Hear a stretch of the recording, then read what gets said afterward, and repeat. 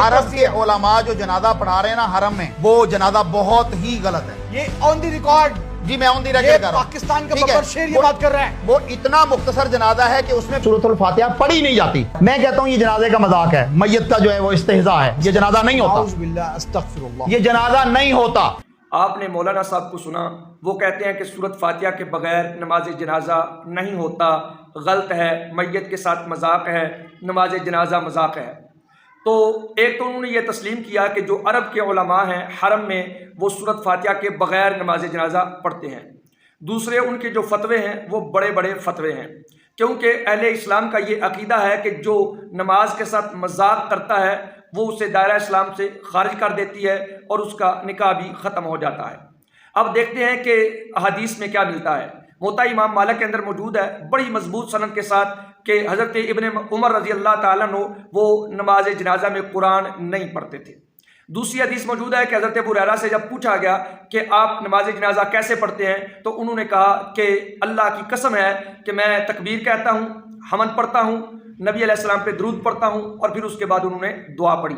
اسی طریقے سے مجمع الزواج کے اندر ہے ابن مسعود رضی اللہ تعالیٰ عنہ کا یہ قول بڑا ہی فیصلہ کرنے والا ہے. آپ فرماتے ہیں کہ ہمارے لیے کوئی بھی قرات یا کوئی بھی قول مقرر نہیں کیا گیا، معین نہیں کیا گیا کہ یہی پڑھنا ہے. فرمایا کہ تم تکبیر کہو، ثنا پڑھو اور درود اور دعا پڑھو. اسی طریقے سے مصنف ابن ابی شیبہ کے اندر بہت سارے تابعین، حضرت طاؤس، سالم، ابن مسیب اور دیگر تابعین سے کثیر روایات آئی ہیں. وہ کہتے ہیں کہ نماز جنازہ میں قرآن نہیں ہے، ہمارے علم میں بھی ایسی کوئی بات نہیں ہے، اور نہ نماز جنازہ میں سورۃ فاتحہ پڑھی جائے گی. اسی طریقے سے جو مدینہ کے بہت بڑے عالم امام مالک رحمۃ اللہ تعالی علیہ، جنہوں نے زندگی مدینہ میں بسر کی ہے، وہ کہتے ہیں ہمارے شہر کا یہ معمول نہیں ہے کہ نماز جنازہ کے اندر سورۃ فاتحہ پڑھی جائے. تو یہی وجہ ہے کہ آج تک حرم میں سورۃ فاتحہ کے بغیر نماز جنازہ پڑھا جاتا ہے. باقی ہمارے بھی کچھ سوالات ہیں کہ یہ جو آپ نے فتوے لگائے ہیں، کیا یہ صحابہ کرام اور تابعین جن کو ہم نے ذکر کیا ہے اور جن کو ذکر نہیں کیا، کیا یہ جنازے غلط پڑھاتے تھے؟ کہ کیا یہ میت کے ساتھ مذاق کرتے تھے؟ کیا ان کے جنازے مذاق ہوتے تھے؟ کیا وہ جنازے نہیں ہوتے تھے؟ تو پھر جن صحابہ کا، ام المومنین کا، تابعین کا، صالحین کا انہوں نے جنازہ پڑھایا ہے ان پہ کیا حکم لگاؤ گے؟